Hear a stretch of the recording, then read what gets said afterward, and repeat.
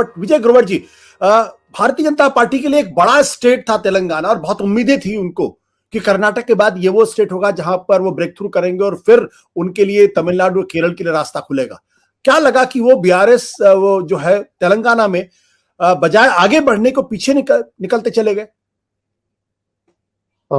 आशुतोष, जिस तरह से आमिर अली ने एक पूरी ग्राउंड रिपोर्ट हमारे सामने रख दी है, तो उससे एक तरीके से पिक्चर बहुत क्लियर हो गई है कि क्या हम एक्सपेक्ट कर सकते हैं। और जो उन्होंने पॉइंट्स रेज किए हैं, उसमें कुछ पॉइंट्स में यहाँ पर ये जोड़ना चाहूंगा कि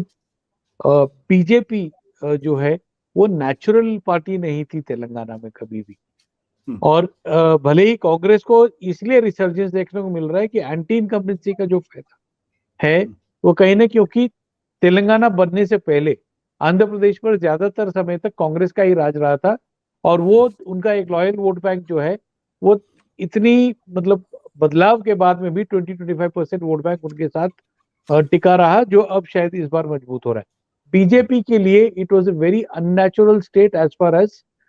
making a hold was concern. हालांकि उन्होंने बहुत कोशिश की कि भाग्यनगर नाम बदलने का प्रयास किया,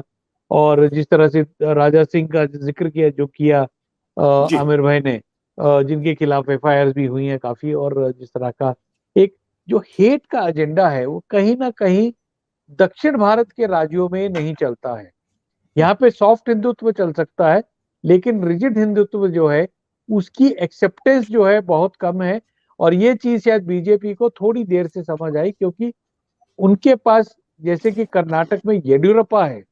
जो सॉफ्ट हिंदुत्व, जो लिंगायतिज्म का स्प्रेड करते हैं और जो हिंदू मुस्लिम डिवाइड पर खुल के कभी नहीं आवाज करते, ऐसी नेतृत्व की कमी तेलंगाना में साफ तौर से दिखी थी। और जिस तरह से भले ही यूनियन मिनिस्टर फॉर स्टेट हो होम या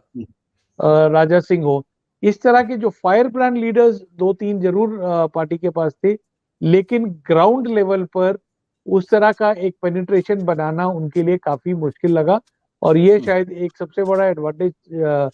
दूसरी पार्टियों को मिला कि बीजेपी वहां पर एक अपना नेटवर्क रीच नहीं बना पाई। और बीजेपी समझ गई, पिछले साल हमने जिस तरह का एक तनाव का माहौल जो जीएचएमसी इलेक्शन में देखा, और जिस तरह की एक रेटोरिक तब बिल्ड करने की कोशिश की गई थी कि चार मीनार के नीचे जो मंदिर है वहां पर पूजा के लिए यूनियन होम मिनिस्टर तक गए थे, तो उसको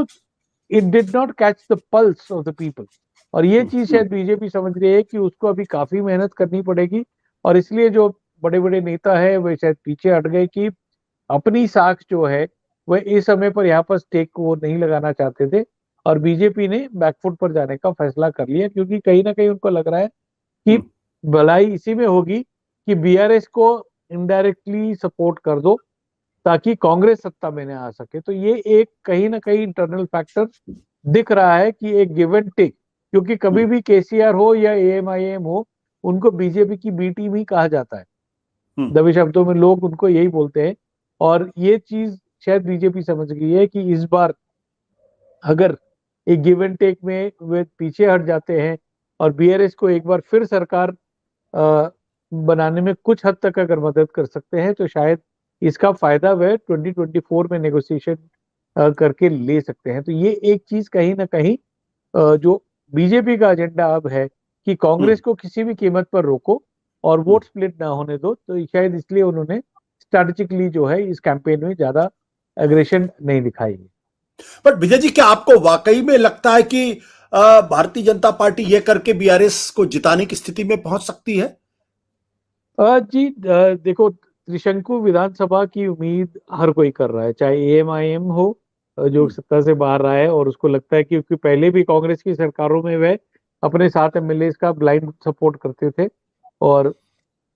वो ये कर रहे हैं कि जो एंटी इनकम्बेंसी केसीआर के खिलाफ है, third time is going to be very difficult for KCR, क्योंकि पहली बार तो जो तेलंगाना बनने की सिंपति थी, सेकेंड टाइम ये था कि ये चलो अभी भी कुछ काम हुआ है और अच्छा हो सकता है, लेकिन अब थर्ड टाइम में उनके लिए सबसे बड़ी चुनौती आ रही है अनएम्प्लॉयमेंट की। हालांकि हैदराबाद में जॉब क्रिएशन बहुत है, बेंगलोर के मुकाबले बेटर आईटी इंफ्रास्ट्रक्चर बन गया है पिछले 10 साल में, बट जब डिस्ट्रिक्ट्स की बात आती है, अगर आप हैदराबाद से 30 किलोमीटर दूर जाएंगे तो जो डेवलपमेंट, जो विकास आपको हैदराबाद सिटी में दिखता है, वह राज्य के अन्य इलाकों में नहीं आता है। और वहां पर ही सबसे बड़ी चैलेंज जो है बीआरएस के लिए खड़ी हो रही है। और जैसा आमिर ने भी कहा कि जो सेम एमएलए जिन्होंने डिलीवर नहीं की अपनी प्रोमिसेस, तीसरी बार जब वोट मांगने जाएंगे तो शायद उनके लिए उतना आसान नहीं होगा। तो 88 का जो आंकड़ा था, जो कि खुद एक बहुत बड़ा बेंचमार्क था, उस बेंचमार्क से बीआरएस किस लेवल तक नीचे आएगी और क्या उसको सपोर्ट एएमआईएम का चाहिए होगा या 5-6 विधायक अगर बीजेपी के आते हैं, तो वो एक चीज जो फैक्टर है, कहीं ना कहीं कैलकुलेशंस उस पर चलते ही बीजेपी ने ये मैदान जो है एक डायरेक्ट फाइट में छोड़ दिया है। सत्य हिंदी का ऐप डाउनलोड करें गूगल प्ले स्टोर पर।